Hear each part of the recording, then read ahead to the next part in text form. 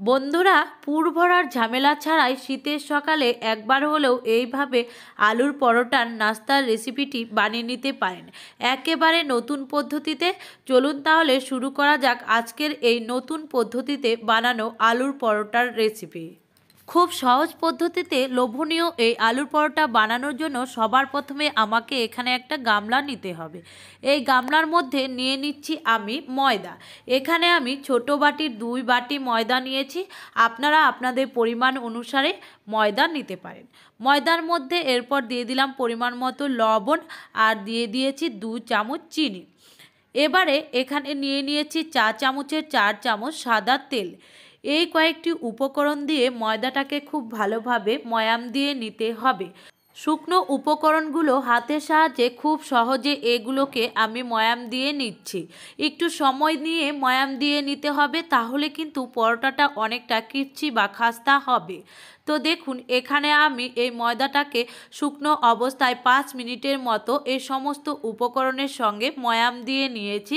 আর ময়ামটা খুব ভালোভাবে হয়েছে কিনা সেটা কি করে বুঝবেন, দেখুন আমি ময়দাটা একটু হাতের মধ্যে নিয়ে এইভাবে মুষ্টি করে নিয়ে যদি দলাটা খুব অনায়াসে ভেঙে না যায় তাহলেই বুঝতে হবে যে ময়দাটা খুব ভালোভাবে ময়াম দেওয়া হয়ে গেছে। এবার এখানে আমি রুম টেম্পারেচারে রাখা জল দিয়ে এই ডোটাকে মেখে নিচ্ছি। কোনো রকম ঠান্ডা বা গরম জল আমি কিন্তু এখানে ব্যবহার করছি না। জলটা একেবারে দিলে হবে না, অল্প অল্প করে জল দিয়ে ডোটাকে মেখে নিতে হবে। বন্ধুরা, আমি এখানে ময়দা নিয়েছি, আপনারা চাইলে আটাও নিতে পারেন। তো দেখুন, এখানে আমি ডোটাকে এরকম নরম করে মেখে নিয়েছি, খুব বেশি নরম বা টাইট করে নয়। এবার এই ডোয়ের ওপর দিয়ে হালকা একটু তেল আমি মেখে রেখে দেব, এতে যাতে এই ডোয়ের ওপরের অংশটা শক্ত না হয়ে যায় একটু সময় যদি দেরি হয়ে যায়। তা এবার আমি এই সাদা তেল দিয়ে ডোটার চারিদিকটা খুব ভালোভাবে মেখে নিয়েছি। এবার একটা থালা দিয়ে ঢেকে রেখে দেব 10 থেকে 15 মিনিটের মতন। এটাকে সাইডে আমি রেস্টে রেখে দেব। এবার দেখুন, আমি গ্যাসে চলে এসেছি। গ্যাসের ওপরে কড়া বসিয়ে কড়াতে দিয়ে দিলাম সর্ষের তেল। তেল একটু গরম হওয়ার পর দিয়ে দিলাম কালো জিরে। এখানে আমি আলুর পুরটা তৈরি করে নেব।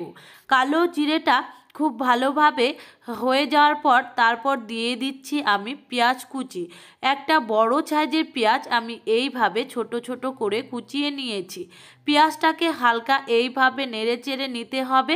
তারপর দিয়ে দিতে হবে কাঁচা লঙ্কা কুচি। আমি এখানে কাঁচা লঙ্কার পরিমাণটা একটু বেশি করে দিয়েছি। আপনারা যে যেমন ঝাল খান সেই পরিমাণে কাঁচা লঙ্কাটা দিয়ে দেবেন। এবার পেঁয়াজ আর কাঁচা লঙ্কাটা হালকা আমি ভেজে নিচ্ছি। যখন এটা হালকা ভাজা হয়ে যাবে তখন এখানে দিতে হবে আদা আর রসুন। আদা আর রসুনটাকেও আমি গ্রেটারের সাহায্যে গ্রেট করে নিয়েছি। এবার পেঁয়াজ আর লঙ্কার সঙ্গে আদা রসুনটাকেও খুব ভালোভাবে ভেজে নিতে হবে যতক্ষণ না কাঁচা গন্ধটা চলে যায়। তো কিছুক্ষণ ভেজে নেওয়ার পর আমি এখানে এবার ব্যবহার করব গুঁড়ো মশলা। রান্নাঘরে থাকা কয়েকটি কমন গুঁড়ো মশলা, হলুদ গুঁড়ো, লঙ্কা গুঁড়ো আর দিয়ে দিচ্ছি জিরে গুঁড়ো। এখানে চা চামচের হাফ চামচ করে সমস্ত গুঁড়ো মশলাগুলো আমি দিয়ে দিয়েছি। এবার মশলাটাকে আমি ভেজে নিচ্ছি। এই সময় গ্যাসের আঁচকে মিডিয়াম টু লোতে রেখে কিন্তু ভেজে নিতে হবে। খেয়াল রাখতে হবে মশলাগুলো যেন খুব বেশি ভাজা হয়ে পুড়ে না যায়, তাহলে আলুর পুরটা খুব বেশি খেতে ভালো লাগবে না। তো এবার দেখুন, আমার মশলাটা খুব ভালোভাবে ভাজা হয়ে গেছে, খুব সুন্দর কিন্তু তেলটা আলগা হয়ে এসেছে। এবার আমি এখানে দিয়ে দেব যে সেদ্ধ আলু। আমি এখানে আলুটাকে আগে থেকে সেদ্ধ করে নিয়েছিলাম, তারপর খুব ভালোভাবে হাতের সাহায্যে ম্যাশ করে নিয়েছিলাম। এই সেদ্ধ আলুর মধ্যে দিয়ে দিচ্ছি এবার পরিমাণ মতো লবণ। এবার সমস্ত মশলার সঙ্গে এই সেদ্ধ আলুটাকে খুব ভালোভাবে মিশিয়ে নিতে হবে, যাতে আলুর পুরটার মধ্যে সমস্ত মশলাটা খুব ভালোভাবে যেতে পারে। তো একটু সময় নিয়ে আলুর পুরটাকে এইভাবে মেশাতে হবে। বন্ধুরা, এইভাবে আলুর পুর বানিয়ে আলুর পরোটা বানালে খুব বেশি খেতে ভালো লাগে। বাচ্চা থেকে বড় সবাই খুব পছন্দ করবে আজকের এই নতুন পদ্ধতিতে আলুর পরোটা।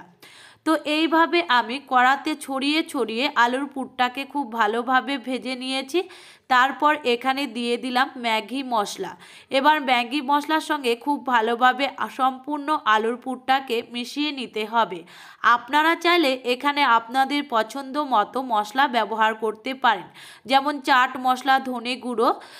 আমি এখানে আর কোনো রকম মশলা ব্যবহার করব না। ম্যাগি মশলার সঙ্গে আরও আমি 2 মিনিটের মতন আলুর পুরটাকে খুব ভালোভাবে ভেজে নিয়েছি। দেখুন আলুর পুরটা আগের থেকে অনেকটা শুকনো হয়ে গেছে।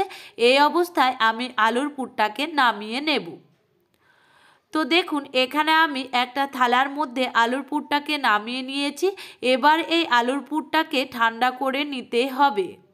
বন্ধুরা, এবারে যে ময়দাটা আমি মেখে রেখেছিলাম সেই ময়দাটার ঢাকা খুলে নিচ্ছি।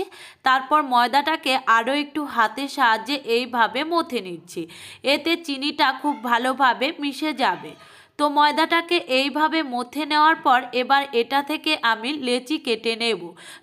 যেভাবে আমরা রুটি বানিয়ে থাকি সেই রুটির থেকে একটু বড় করে লেচি কেটে নিতে হবে। বন্ধুরা, এখানে আমার টোটাল 8টা লেচি কেটে নিয়েছি। এবার লেচিগুলোকে হাতের সাহায্যে এইভাবে ঘুরিয়ে ঘুরিয়ে গোল করে নিয়েছি।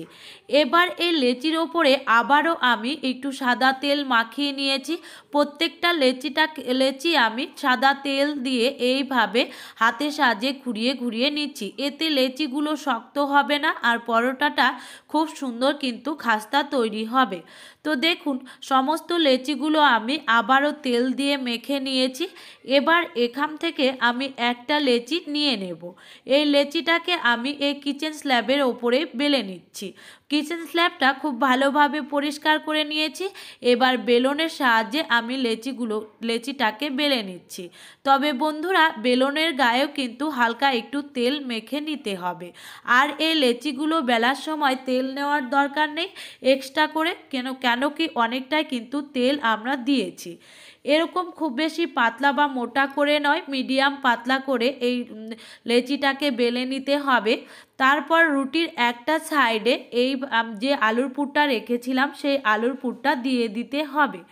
এবার রুটির একটা সাইডে আলুর পুর দেওয়ার পর সামান্য রুটির পুরের সাইডে হালকা একটু জল লাগিয়ে আর অপর সাইডটা দিয়ে এইভাবে আলুর পুরটাকে ঢেকে দিতে হবে।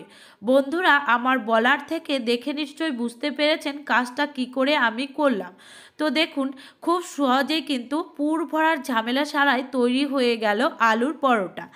তো একইভাবে আরও একটা আমি রুটি বেলে নিয়েছি। তারপর আলুর পুর একটা সাইডে দিয়ে দিয়েছি রুটির, আবার একটা সাইড দিয়ে আমি এই আলুর পুরটাকে ঢেকে নিচ্ছি। আর এই সাইডটা যাতে খুব ভালো খুলে না যায়, খুব ভালোভাবে আঙুল দিয়ে এইভাবে চেপে চেপে দিতে হবে। তো আরও একটা আমার এখানে তৈরি হয়ে গেছে। একই পদ্ধতিতে সমস্ত লেচিগুলো থেকে আমি রুটি বেলে এই পুরটাকে ভরে নিয়েছি। এবার এই পরোটাগুলোকে ভেজে নিতে হবে। এর জন্য গ্যাসের ওপরে আমি তাওয়া বসিয়ে দিয়েছি। তার মধ্যে আমি দিয়ে দিলাম 4 থেকে 5 চামচের মতন সাদা তেল। তেলটা আমি একটু তার মধ্যে ঘুরিয়ে নিয়েছি। হালকা একটু গরম হওয়ার পর এই আলুর পরোটাগুলো দিয়ে দিতে হবে। বন্ধুরা, এখানে যেহেতু আমার তাওয়াটা অনেকটাই বড়, তাই আমি একেবারে 3টে পরোটা ভেজে নিচ্ছি। তো পরোটাগুলো একটা সাইড খুব ভালোভাবে হয়ে যাওয়ার পর আমি উল্টে নিয়েছি। উল্টে নেওয়ার পর আবারও আমি উল্টে নিচ্ছি। দেখুন খুব অনায়াসে কিন্তু পরোটাগুলো উল্টে নেওয়া যাচ্ছে। উল্টে পাল্টে পরোটাগুলোর দুটো সাইডই একটু লাল লাল করে ভেজে নিতে হবে। একটু সময় নিয়ে ভাজতে হবে আর এই সময় গ্যাসের আঁচকে অবশ্যই লো টু মিডিয়ামে রেখে নিতে হবে। বন্ধুরা, আপনারা চাইলে এই পরোটাগুলো ডুবো তেলেও ভেজে নিতে পারেন।